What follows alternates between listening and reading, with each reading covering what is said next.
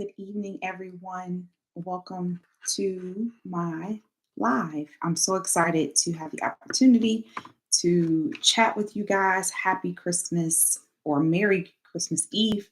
Hopefully, you are enjoying your day, your evening, your time with your family. And if you are not joining me live, when you watch the replay, hopefully, you're able to grab some nuggets from this. I do not want to be long, but I just wanted to go live. I have my notes. I want to talk about some important things. For those of you that do not know me, my name is Shayna. So thank you for joining, for listening to the replay. My background, of course, is in operations and also leadership, but my work today focuses on one thing, and that's removing the decision bottleneck, suppressing your revenue. So that's what I want to talk about today. I am going to be looking at a few different screens. And so join in, grab your notebooks, all the things, your pen, your paper. We're going to get started. This is not formal, but it's a few things that I want to touch base on. I want to talk about. I've been reflecting like most business owners have, most leaders have during the, as we are approaching the end of the year, and coming to a place of making sure that we're not just operating from a place of strategy, but from a place of clarity. Over this year, 2025, of course, we've had highs, we've had lows. There has always been room, or there's always room for improvement, especially, for myself, nothing is perfect. We are not perfect. However, we have done great. We've done some great things this year within my company, and I'm excited about that. But one thing that I have been focusing on and also encouraging my clients to focus on is clarity, focus and clarity, because as we enter into 2026, things are getting ready to shift. So this year has been a trying year for many different reasons because of the climate of the economy. But in business, we've seen highs and lows. I haven't, ran into any business owners, coaches, consultants, service providers that can speak that their services that they're working and revenue has been consistent. But then I've also, even prior to, talking to business owners and coaches or service providers, what I do is when I'm introducing myself to them or being introduced to their body of work is I look at the data. I don't just start and look at 2025, but we kind of need to take, if you have the data, if we can do a collective overview and or average means, we want to add some things together. We want to look at things over a scope of time. And so I asked them to review at least the past 3 to 5 years of data within their business so that we can see consistency, where we can see patterns. And so sometimes when you're looking just from a minute sector of your business, you are not able to see the full picture. So what we would like to do is sometimes take a bird eye view where we can look down, we can take a complete assessment overall. And I wanted to begin to share things on my frameworks and my systems on how I implement them in my life and my business and how they help me grow. But then also how I also implement those same things within the business and lives of my clients as well, and how they are producing tangible outcomes, and they produce those tangible outcomes over and over and over again. If you are running a business, it should not just be focused on making money, because we know as business owners, as CEOs, that is a necessity. But we also want to focus on creating results, tracing and having tangible fruit, and being able to trace and look at data. And so some things that I have noticed, business owners, especially that I work with, because they're not business owners that are in a place of trying to figure out, right? They are trying to figure out what to sell or price or how to position their offers. They are actually generating at least multiple six figures in their business. The minimum right now, client is generating about an average of $250,000. And they're doing great. They're doing amazing. And I am so proud of them. But the thing is, we've been noticing that there's been some stagnation, and not just speaking from a place of 2025, but they've noticed stagnation within the past possibly 2 years. So I want to say 12 to 24 months.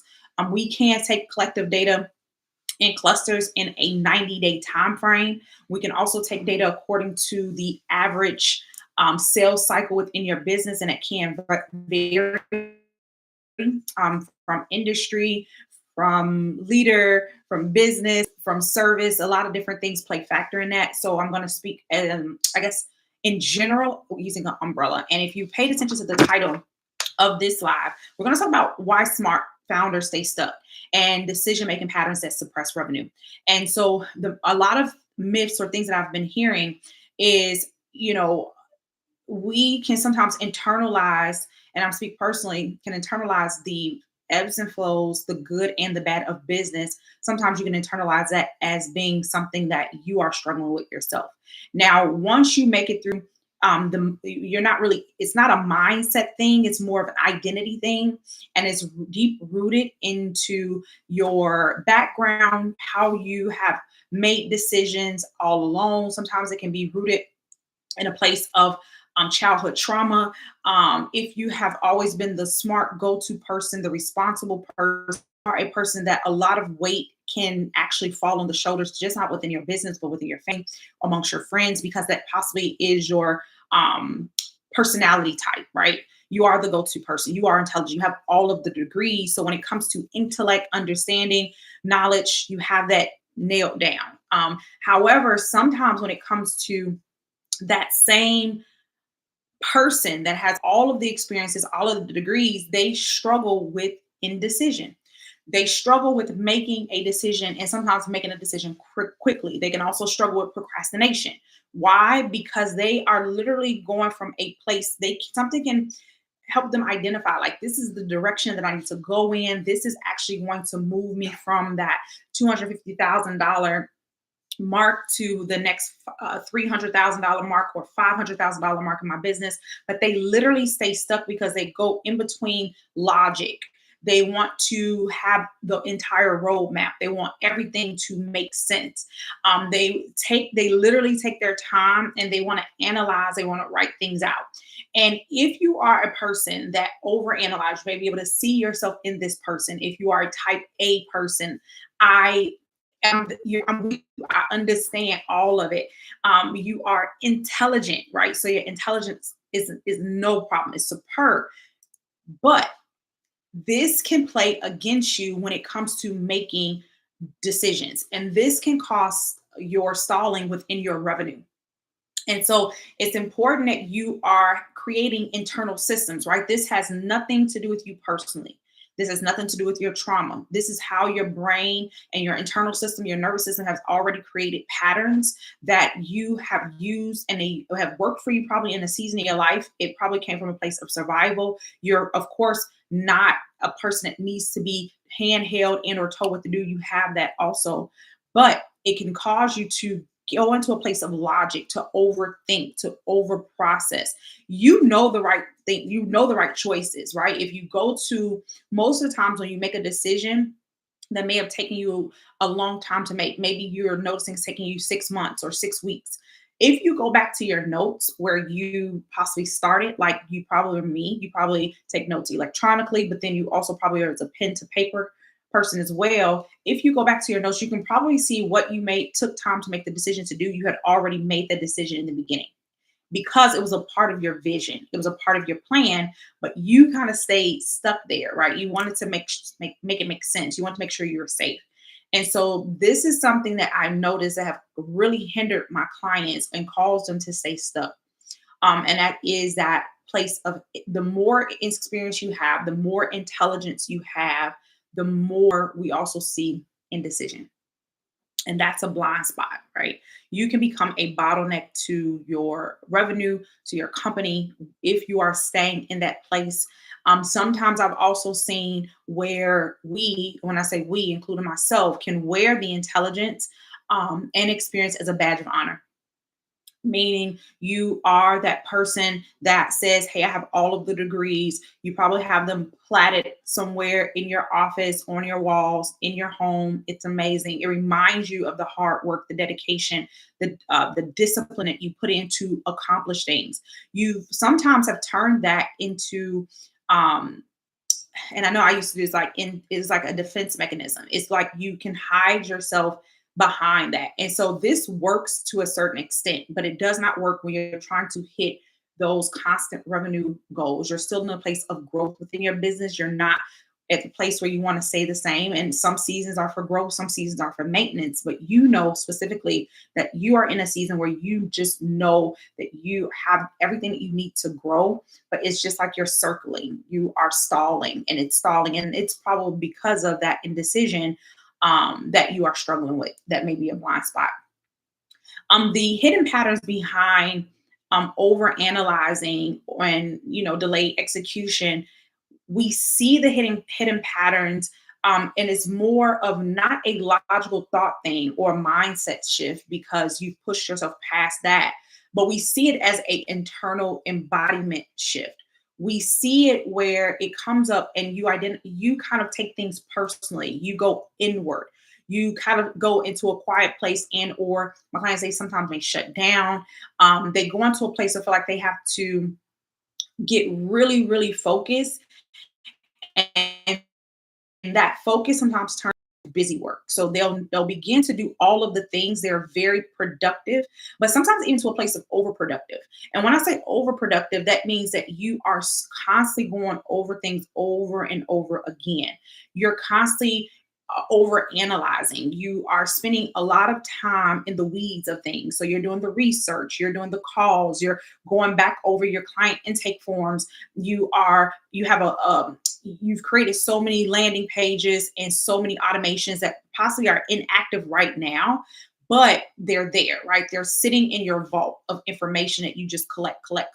You're probably even the girl or guy that is literally doing all of the market research. So you find yourself, you're doing all of the market research.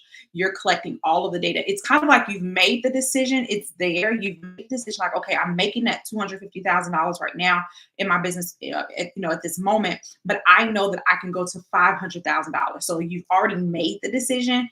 You've created the vision. You have the plan, the goal, but now you're trying to validate that $500,000 revenue goal, right? You're trying to fight through, if I don't meet that goal, then am I headed in the right direction? And sometimes you are thinking that it's you, right? You internalize, you've seen things break, right? You've created all the systems, but sometimes systems break.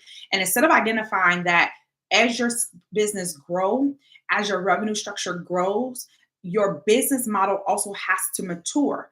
And so sometimes if the business model is not mature, it does not mean you've done something wrong. That does not mean that you're headed in the wrong direction. What that can mean is that you are in need of support, right? You're in need of someone to come in and to identify if you are the bottleneck or if you are overlooking some blind spots within your business structure or business model or within your systems. And sometimes you're not the person to be able to do that. You also may be the person that does this for other companies. So you are actually currently being paid and you're hired to do this for others, right? To do this for other companies and business owners, but you find yourself internalizing saying, well, why isn't that working for me? Why am I not getting to that next space? And I can speak from a place of this because I too have struggled with this. I too have had to step back to say, okay, it's the business model. It's not the strategy. I'm no longer in a place of needing strategy. Something is going on when it's time for me to pull the trigger and to make the next step and to make the decision. I'm stalling, I'm spinning, I'm over analyzing. And so I had to begin to identify that. We also see another thing that is very, very tricky. Now, why effort-based growth eventually is that it caps your revenue. Effort based, there's only so much time within a day. There's only so many things that you can do. If you also are a person that kind of try to plan for, I'll call it like planning for a rainy day, right? Planning for if a reoccurring payment, your monthly recurrent payment actually don't go through for this or for a number amount of clients. You've already have a specific account, probably like your profit account that's sitting there with so much amount of money where you're just stashing because you're like, hey, if a rainy day comes or when the rainy day comes, I'm prepared. You kind of begin to over prepare. And so this is effort, right? Effort based. So you're so focused on putting forth an effort on planning for a rainy day or over internalizing hiring your clients. Maybe you're spending, maybe you feel like I noticed when I'm sorry, not hiring clients, but it could be hiring clients, but maybe hiring contractors or hiring people to support your company, maybe project workers. And you find like, okay, I'm hiring the people, I'm training them, but I'm noticing that there's something in them or their personality or mind that's bumping. And then you begin to say, hey, I'm the problem, I'm the reason. I can't hire people properly.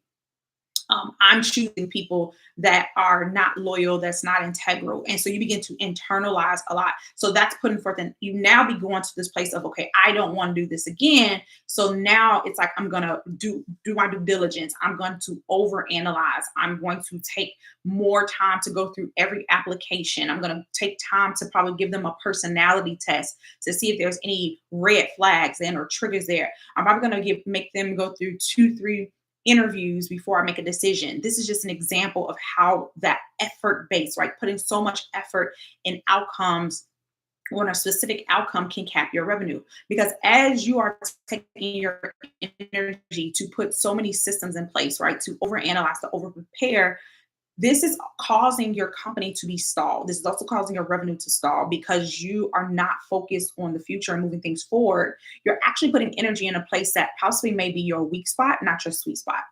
And I talk a lot about this, and I spend time with the leaders and executives and the business owners because I have to help them identify, and that's why they hired me or hire me, is to help them identify where the bottlenecks actually are showing up, where the behaviors are actually showing up within their business, within themselves, that's causing them to have these ups and downs, right?